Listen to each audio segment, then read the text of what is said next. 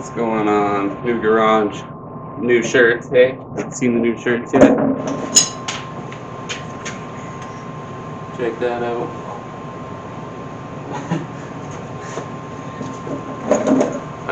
Yeah, new garage, new shirts, and it's been a while. It's definitely been a while. So, working on the new green truck. If you guys don't follow us on Instagram, then you wouldn't have seen this, or Facebook, I guess. We got a 2007 2500 HD. It's more for work than anything, but it's going to be great for towing the Blazer around, because I would much rather not have to drive the Blazer on the highway anymore, and you know, I'd like to be able to trash it when I go out and get it home at the end. So today we're putting in new leaf springs, new brakes, new shocks.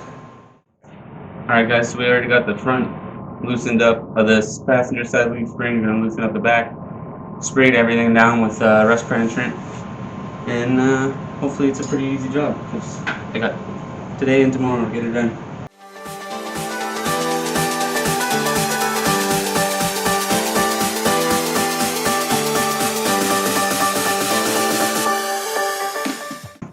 One thing I want to mention to you guys too, I do have all the air tools and the power tools. I prefer to do things manually for God knows what reason.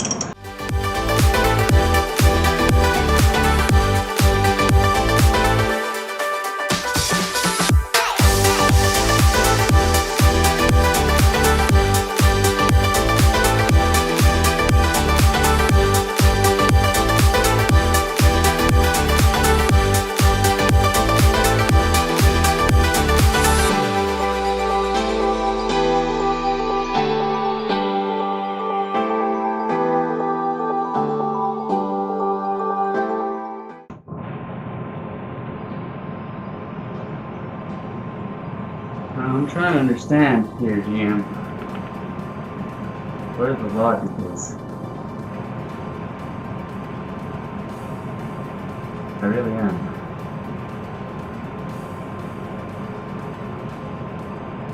This is just a little bit confusing. Let me show you guys what's going on here. So we got this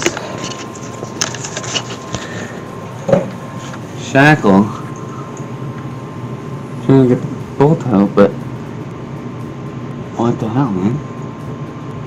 Even if I undid the lower one's even closer to the frame. Yeah, so the hitch is right here, and that other bolt is right there, and that's gonna back right into the hitch. Now I gotta tell you guys here, I've used a lot of penetrating fluid, and not a whole lot of it has done a great job. It's like, I definitely thought the WD-40 stuff would have worked better, but it doesn't work that great, and I love WD-40, so it saddens me to have to say that. This stuff, I'm not sure where I got it. I think it was at Canadian Tire. Lloyd's, the high performance penetrating lubricant. This stuff works. Like, you can see it doing work as soon as you spray it on. Look at it sizzle. That stuff is amazing. And like right away it's loose. It's crazy. Crazy. So you can see I didn't fully remove the hitch because I didn't want to have to lift it back into place by myself. But I got it so that this is loose. And I can get this bolt to come out now. This one back here. That one can out now. The whole shackle will have to come out to get that top bolt out. So yeah, all the bolts are loose, the leaf spring's loose. All I gotta do is pull it out now. And I did end up using my gun. I know I said I wasn't going to, but man, does it make life easy.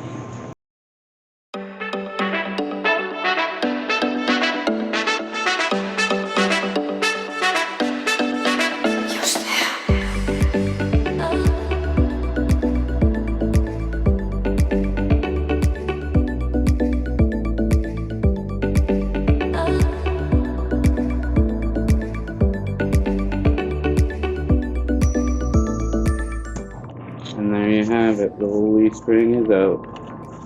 I'll go grab the new ones, get that bad boy in there. Alright guys, so Somebody had said to me, you should do unboxings when you get your new parts. So I'm going to try that out and see how you guys like it. Let me know in the comments below. And don't forget to like and subscribe, eh? Yes, I'm Canadian. And this is the best part. This thing's as tall as I am.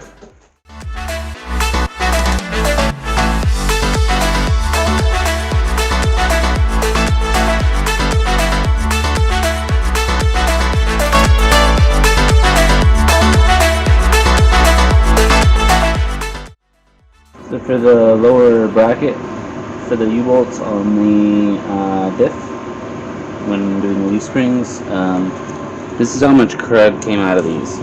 Look at all this. And I just took my air hammer and chiseled away at it here. I'm not going to do it for the camera, that would just suck for you guys. Chiseled away at it, I hit it on the back a couple times. Not going to repaint these right now because this is kind of a rushed project. So of course, with GM, there's always an issue. I've got the U-bolts are off. I've got the rear all disconnected. Now the front, the bolt backs out towards the fuel tank. This is the fuel tank here. The bolt is stuck against the fuel tank right now. So I'm currently twisting the leaf spring out. As you can see, this is bending out a little bit, so we'll have to bend it back in after. And then hopefully I can pop this leaf spring out by twisting it this way. And then when I put the bolt back in, I'm going to put it in that way instead of this way, and hopefully that fixes the problem.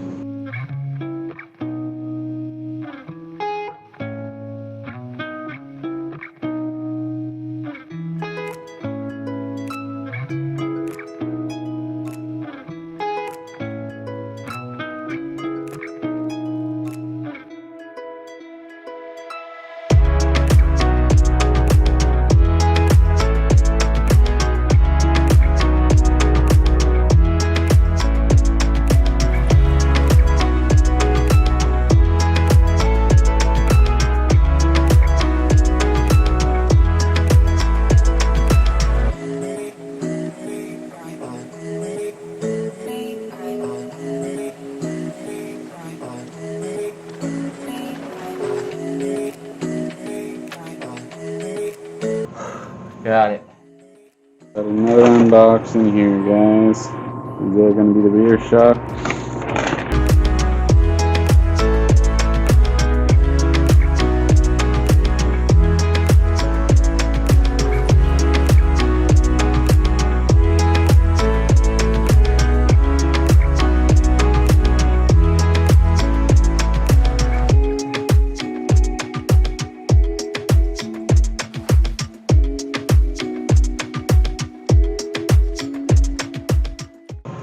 Two different kinds of washers with these Monomax ones, and the skinnier one goes there, then a bushing,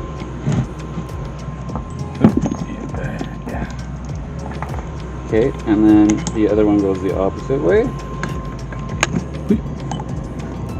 and you'll see there's a little collar sleeve type thing there. That's gonna sit over.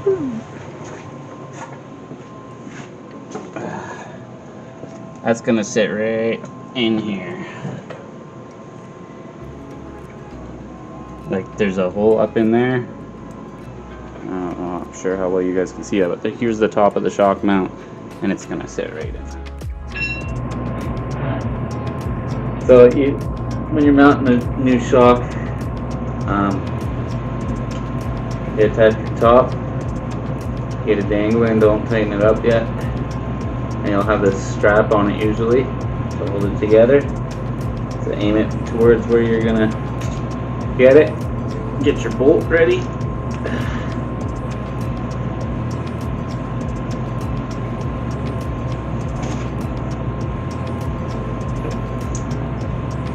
It's going to be definitely nice to have a friend.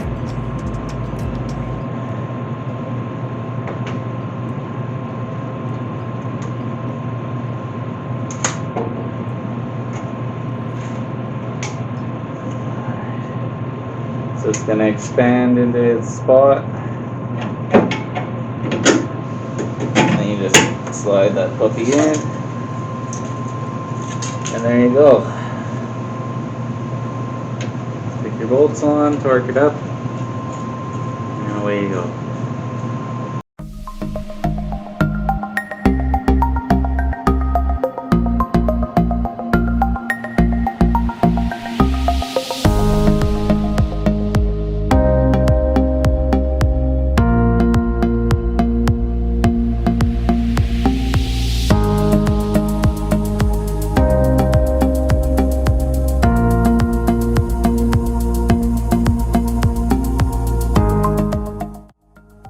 So just a little tip for those of you who haven't done your brakes before, or disc brakes before for that matter.